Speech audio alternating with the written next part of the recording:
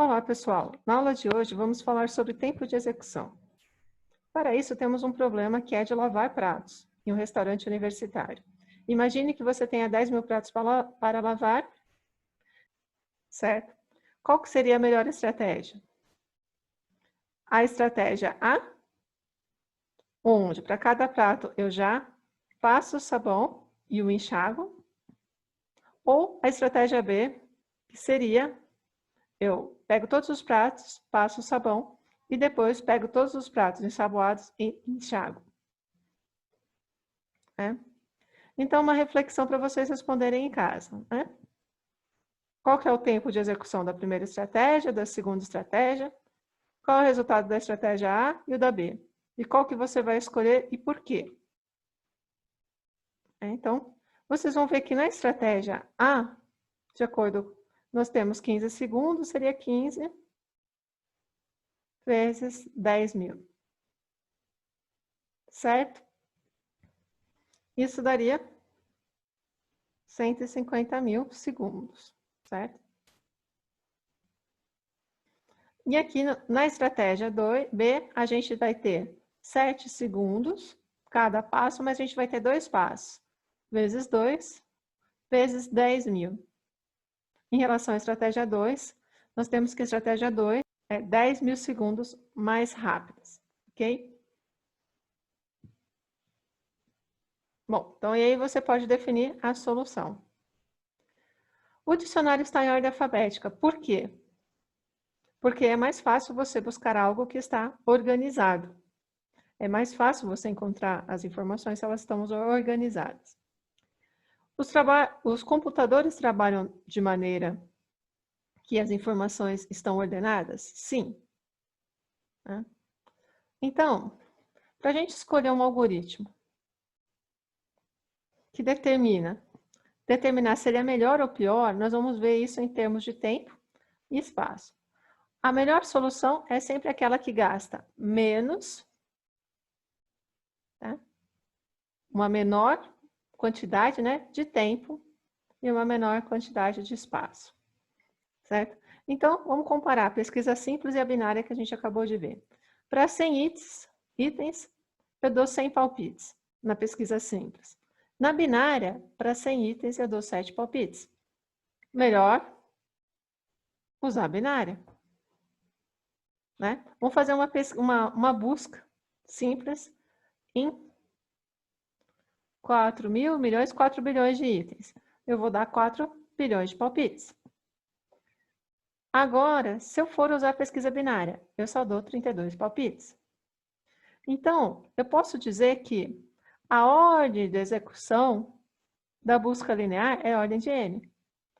Eu cresço, vou pensar nisso aqui sendo tempo, eu cresço do tempo de acordo com n. Esse é o crescimento linear.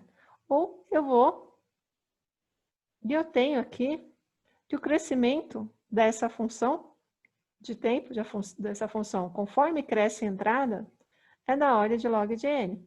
É um crescimento muito mais lento, certo? Um crescimento muito mais lento. Bom, então, o que diz a notação Big O? Big O diz o quão rápido um algoritmo é, tá? Os algoritmos crescem de maneiras diferentes com o aumento do processamento.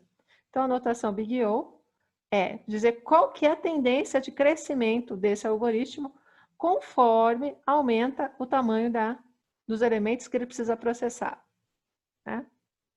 Então, aqui a gente tem um exemplo. Na pesquisa simples, para 100 elementos, vou demorar 100 milissegundos. Para 10 mil elementos, 10 segundos. Para 1 bilhão de elementos, 11 dias. E para a pesquisa binária, 7 milissegundos.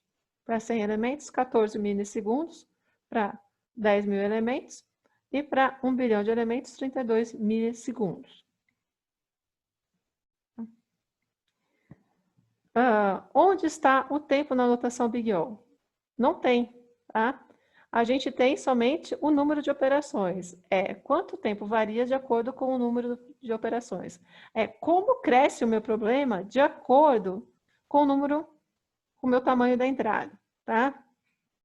Então, isso chama-se ordem das operações. Então, qual que é a ordem das operações? Tá? Vai permitir comparar número de operações entre diferentes algoritmos. O que significa? Que um algoritmo que tem um comportamento de acordo com o tamanho de entrada, conforme essa entrada cresce, como é que ele vai se comportar? Né? Informa quão rapidamente o tempo de execução de um algoritmo cresce. Então, isso aqui é muito importante. O quão rápido o tempo de execução do algoritmo cresce em relação ao número de dados que ele tem que processar. Tá? Então, a notação Big O, ela estabelece o tempo de execução para a pior hipótese, que a gente chama de pior caso. Ou seja, no pior caso, o que seria? Então, por exemplo, usando uma pesquisa linear, né, que é a pesquisa sequencial num dicionário. Qual que é o pior caso? Né? Vou procurar uma palavra no dicionário. Qual que é o pior caso? O pior caso é quando o item a ser procurado vai ser o último. É a última palavra do dicionário.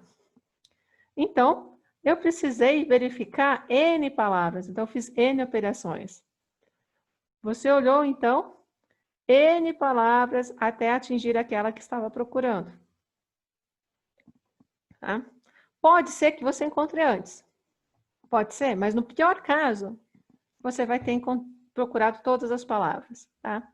E no melhor caso? No melhor caso, ao procurar uma palavra no dicionário, vai ser a primeira palavra do dicionário. Então, vou fazer uma operação só. Melhor caso, uma operação só. Tá? Então, você estava procurando a primeira palavra no dicionário, no melhor caso.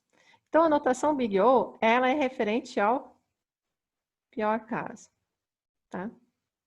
Então, como que é que o problema seu cresce de acordo com o pior caso? E conforme aumenta o número de dados a serem processados. Então, sempre é uma função em relação ao número de dados que vai ser processado. Tá? Então, a gente tem aqui. Tá? Então, aqui a gente tem a função, ó. Como é que cresce? A gente pensa aqui em tempo, esse aqui é o N, tá? Tempo em N. Tá? Então, aqui é o tamanho da minha entrada N, esse aqui é o tempo que gasta. Então, no caso aqui, a gente tem ordem de log de N. A ordem de log de N, ela cresce mais devagar conforme aumenta a entrada do que ordem de N, que cresce um pouco mais acelerado conforme aumenta o tamanho de entrada. Que, por sua vez, cresce um pouco mais acelerado conforme eu coloco N log N. Que, por sua vez, aumenta mais, né, um crescimento muito mais acelerado, com ordem de N ao quadrado, e a ordem de N fatorial aumenta muito. Isso. Ter uma função de ordem de log de N para ordem de N fatorial, existe muita diferença ao longo do seu tempo de execução, conforme N cresce. Então, por exemplo, a 16, tamanho da entrada 16, aqui eu processo, né, de 0,4 segundos, eu vou ter aqui, por exemplo, na ordem de N ao quadrado, arredondando 26 segundos, e na ordem de N fatorial, vou ter 66.301 anos. Certo?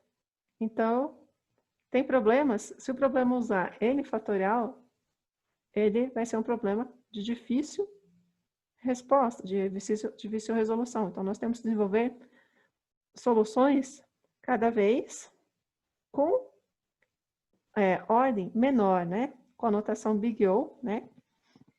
Menor. Bom, então qual que é a tarefa da próxima aula? É um exercício simples que vocês devem fazer. Vocês vão pegar uma folha de papel A4 e um lápis e vocês vão produzir uma grade com 16 divisórias. Vão fazer 2 algoritmos para fazer essa grade com 16 divisórias. Informar a ordem de operações desses algoritmos desenvolvidos, usando a notação Big O. Vão tirar foto e e a ordem, informar a ordem para cada um dos algoritmos desenvolvidos, e nós vamos discutir isso na próxima aula. Até mais, pessoal!